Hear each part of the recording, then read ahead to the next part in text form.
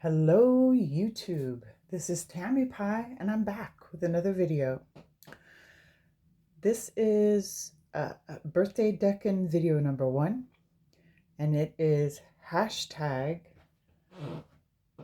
Tarot 7 Connection by Marilyn from Tarot Clarity. And it is a 7-question VR with very interesting, these are the real tarot reader questions. This is a reader who is curious about other readers. So the first question, are there types of readings you won't do? And the answer to that is different. This is Talismani, the Talismani, 22 Talismani in 22 Arcani, and this is by Il Meneghello. This is Osvaldo's paintings. So this is majors only. Types of readings I won't do. So at one point there might have been.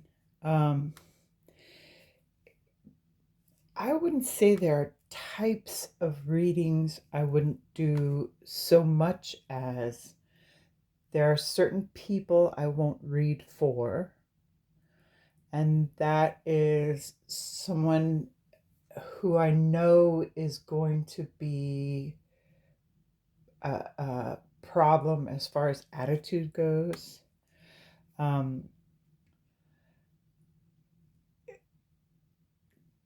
It's harder to tell in a public setting. I mean, of course, there are times when you're out there at a fair or even at a party where someone says, "Can you do a reading?" Or "Hey, she does tarot. How about can you bust out your cards?" Right? And most of the time, that's fine. And I will, because I always have a deck with me, always. But there are certain people for whom I'll say, nah, I'm not prepared, or uh, I just won't read for them. And that is because I know it's not, it isn't even curiosity. It's just because they want to have an argument or say something mean about tarot. You know, it's there's Osvaldo. It's an exercise in futility. How's that? Um, and then, but like for situational things, I don't have a problem reading for health, but I mean, nobody's not going to say don't go to the doctor, even though doctors will kill you. And hopefully nobody says, well, go ahead and sell your house now, when they don't know what they're talking about, right? Hopefully, as a reader, you will exercise some kind of self-control in the things that you say to people so that they don't go out and do something awful, right? Okay, next question. Question number 2 is there any tarot card you identify with the most? And there are a couple. One of them is the Three of Cups. I identify with the Three of Cups because I just really like the Three of Cups. I like the idea of people coming together and having that energetic flow, where you're bouncing ideas off of each other. You're happily chatting with each other. Um, it can even be something as simple as being on a phone call and talking about what movies you'd like to see, or sometimes it's just meeting someone and right away having a great connection with them.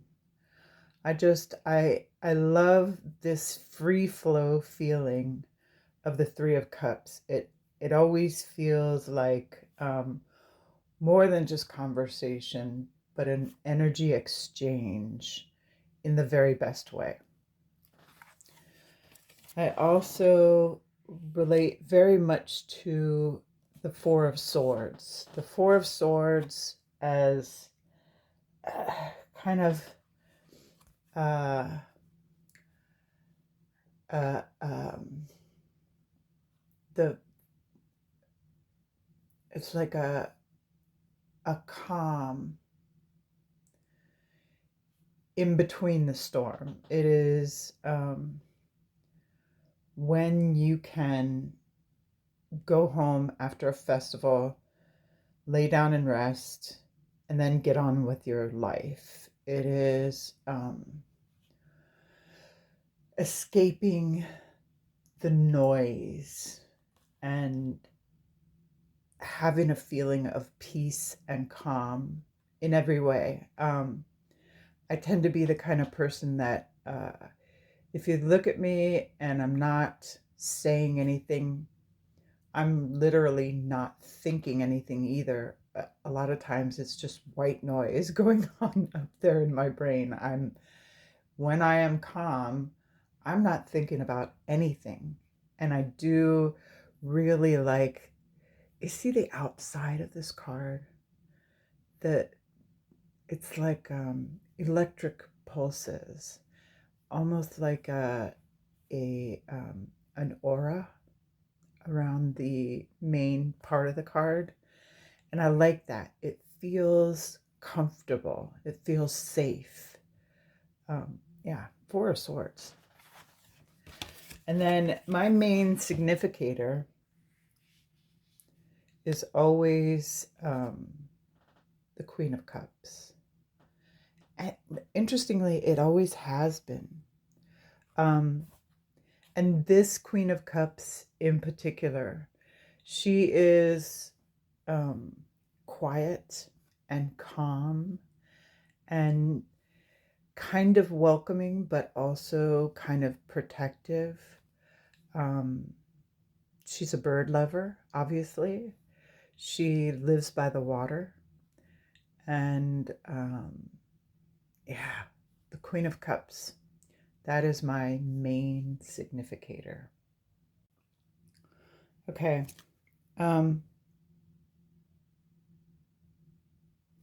So the third question, is there a reading that gave you the chills or impressed you that you've done? And there have been several. There have been some weird things. I remember getting to, this is the Hermes playing card oracle, and I have these separated out. I got this deck because it's playing cards, but this was my first foray into Lenormand. The Lenormand symbols are in the playing card. So when you're just using it as a card deck, when you're, say, playing solitaire, which I do, the Lenormand stuff doesn't interrupt that, but you can also pretty easily pick up the Lenormand stuff if you want to use this as just a Lenormand reader. So that's the child. So there have been a few. I mean, I had just gotten into Santa Fe to visit some friends, and a old girlfriend of mine from when I was a teenager um, invited us over, my friend Paula and I, who I was staying with, for dinner, and just to, hang out and talk. And so, of course, we're in the back after dinner, and somebody says, "Well, did you bring any cards?" And of course, I had like 2 or 3 decks in my purse. But um, it was interesting because my friend had just started a brand new relationship, right? And well, no, this wasn't when she had started the relationship. She was just about to leave her old boyfriend because of this new guy. Okay. And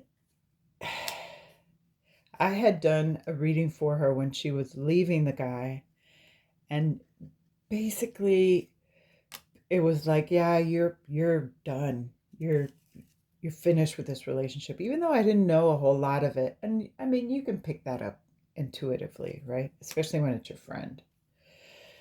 Um, so these are the jokers, and you got a boy joker and a girl joker. And then the rest of these cards are not the Lenormand, but they do have little pictures that are oracle-like. Uh, so when I did the reading for her to leave the guy, it was just, yes, absolutely. Knight of Wands, and, your bags are absolutely packed and ready. And she did. But the other thing was, I was like, if this guy has violent tendencies, be really careful. So, but back to the dinner party. So there we are, and I pull out the cards, and I first did a reading for my friend, and of course, she wants to know how her new relationship is going to go. And it was really interesting, to read. I believe I used a Marseille deck, and it came up, you know, move slow, um, proceed with caution. This is Vandenborre Bacchus. Um, but I got really positive results, right? And, but there was, I believe it was a Queen of Swords or a Queen of Wands that was kind of standing in the way. And she was like, yeah, yeah, yeah, I know what that's about. I know what that's about. So, when you're doing a reading in a very kind of intimate setting with someone you know fairly well, I mean, I've known this person since I was a teenager. You don't even really have to do a whole lot of back and forth, because it's almost as if you can speak to one another without saying much. So when the reading was done, it was great. Yeah, yeah, yeah, yeah, yeah. But then, uh, like 20 minutes later, the new boyfriend came up kind of behind, and he was like, "Well, did you want to do a reading for me?" And I was like, "Well, yeah, sure. Is this?" And I don't think he really knew exactly about tarot, but he was open and very friendly, very nice. And so I used a completely different deck and shuffle, shuffle, shuffle, um, lay out the cards. And he, was like, "Well, I don't know what question, just, can you just do, whatever." And damned if the same Queen of Wands didn't come out for him in that deck.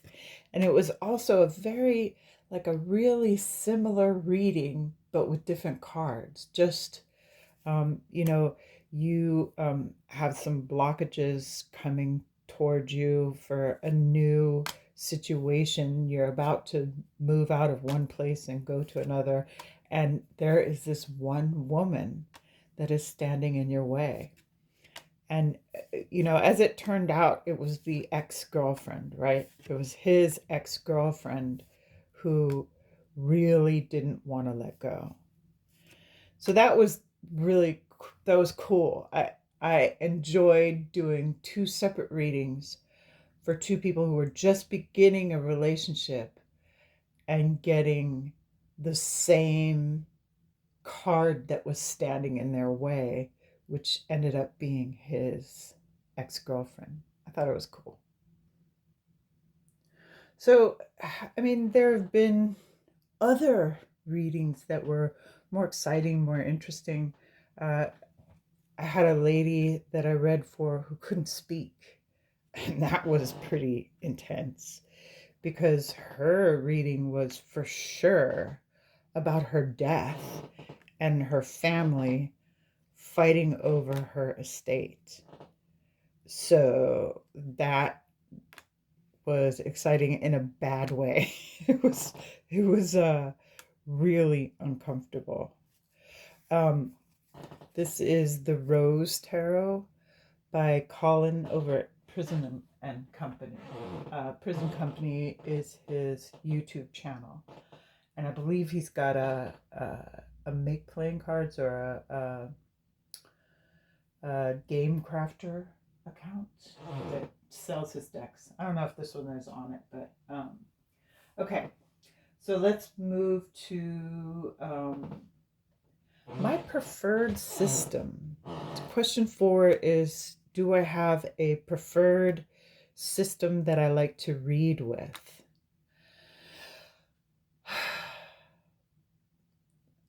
No, I really, really don't. I just like the cards. I like all the cards. I so enjoy a challenge. I love decks that are out of the box, that challenge the norm. But I also like to read cards which are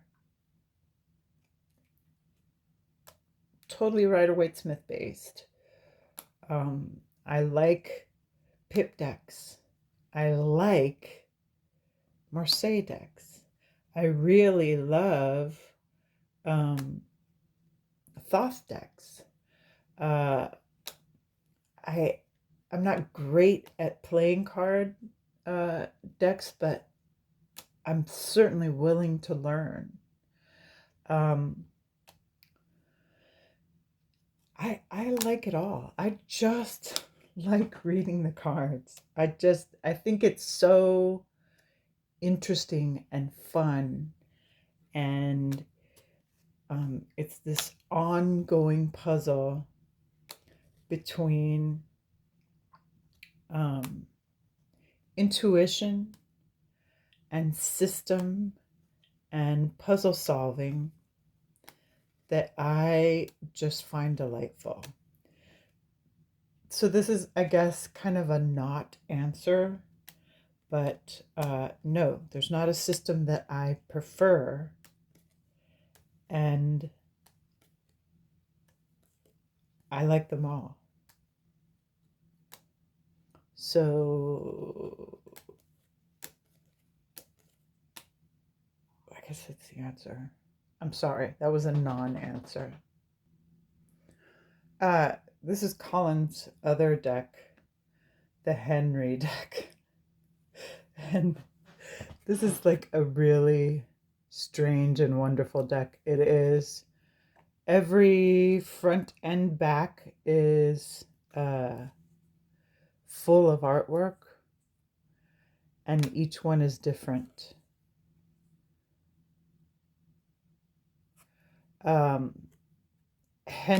The Henry deck, and I don't know. I think you can still see the whole story of the Henry deck on Colin's Instagram, Prison and Company. But yeah, Henry is a sick child who lives in his room. And basically, this is the rose deck, the skeleton of the rose deck, as if it were like a diary. It's he actually took, these are actual plants, and that's a fish hook. There are cards that have other stuff on them, and it's just a really weird thing. It is a cross between cartomancy and journaling and just the love of all things. And this one is a puzzle, but it reads oracularly and tarotly. But Rose and Henry are husband and wife, so I gotta show the Henry deck if I'm gonna show the Rose deck. So and I don't even know if he had this one up. I think he just sold these to a few people. But yeah. So what's the question?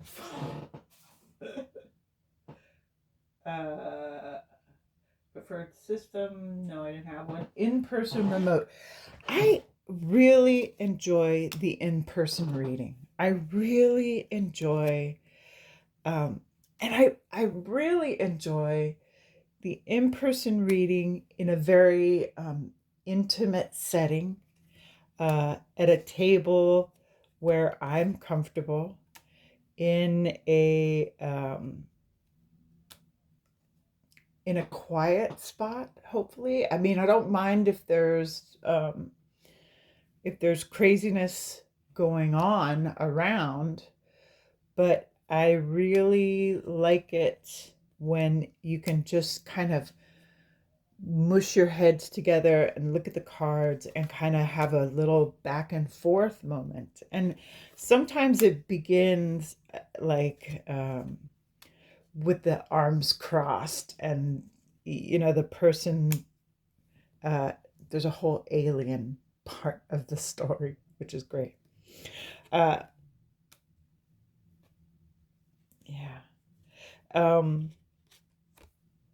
So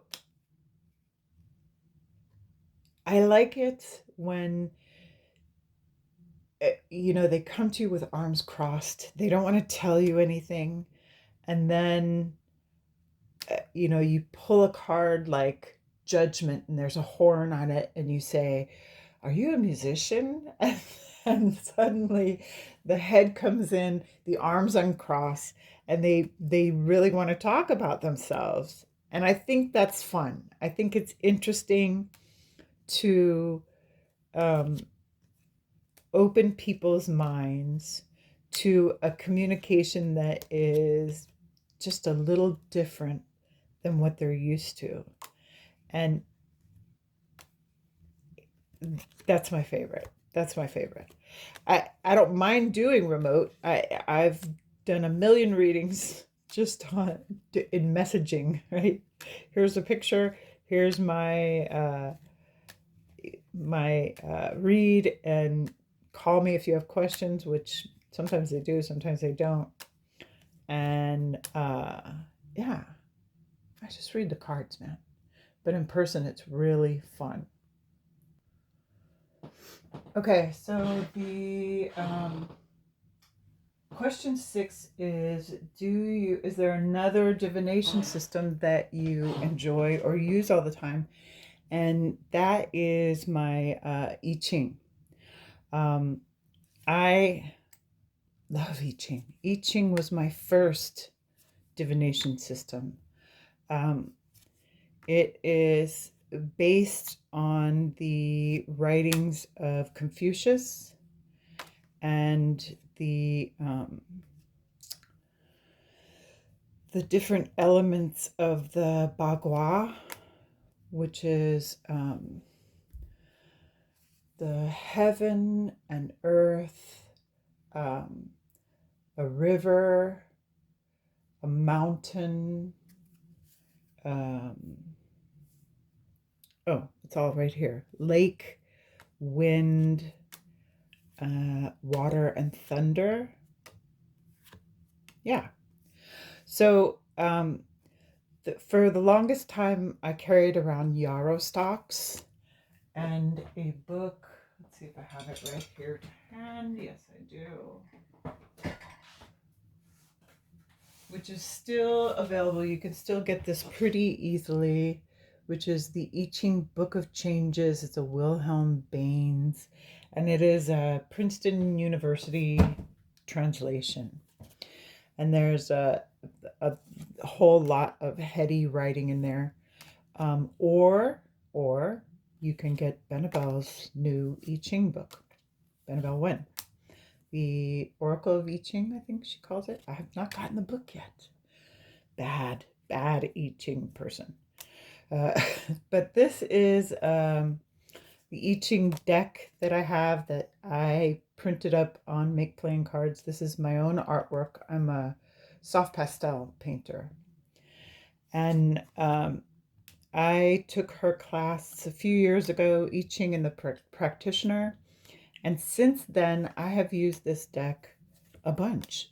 I use it especially when I am about to take a road trip. I usually draw an I Ching card. I will use the coins. I can use the rice grain method, but I don't have any prepared here. But really, my favorite way to do it is with the yarrow stalks because it involves sitting there and thinking, and it's very tactile. You know, you're holding the stalks in your hand, you're pulling them out, and these stalks here are ones that I made out of my rose bush in the front yard. So they're even more personal to me. So that is my favorite other divination system, I Ching.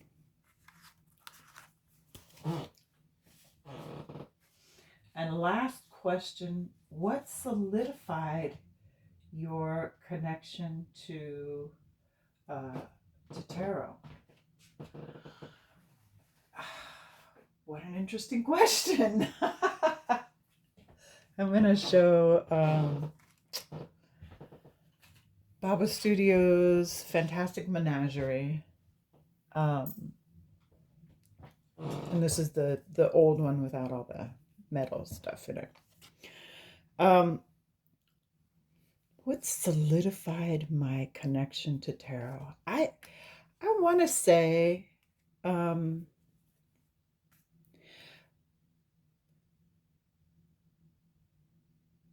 it was Instagram. It was Instagram. It was the Instagram tarot challenges. I remember when I first was trying to figure out my Thoth deck, and it was really hard. You know, it's so hard that it makes you want to give up. And I, you know, found a couple of things on Thoth, but at the time, I didn't know about YouTube. I didn't know about Aleister Crowley, and there wasn't a lot for me to go on.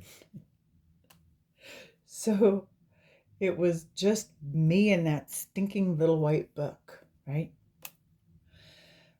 When I finally figured out Instagram, it gave me a place to put my daily practice. I had a journal that I wrote some stuff down in, but I was kind of going around in circles. With Instagram, there were other people who asked intelligent questions, and there were kind of interesting. It was the over and over and over of it. It was the daily, well, what does this mean? And what does this mean? And what could this mean? And how can I take this card and put it to that question? So that gave me the whole puzzle solving moment in tarot. And I would say it was Instagram that solidified my relationship with tarot. And that's the last question. Okay, no? Yeah.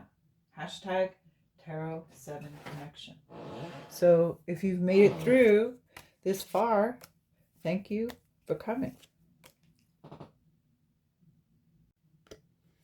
Hashtag Connect 7 Tarot. Tarot hashtag 7 hashtag Tarot 7 Connection. Marilyn from Tarot Clarity. Marilyn from Tarot Clarity. Yeah, I met her through the Top Tarot Trumps challenge. So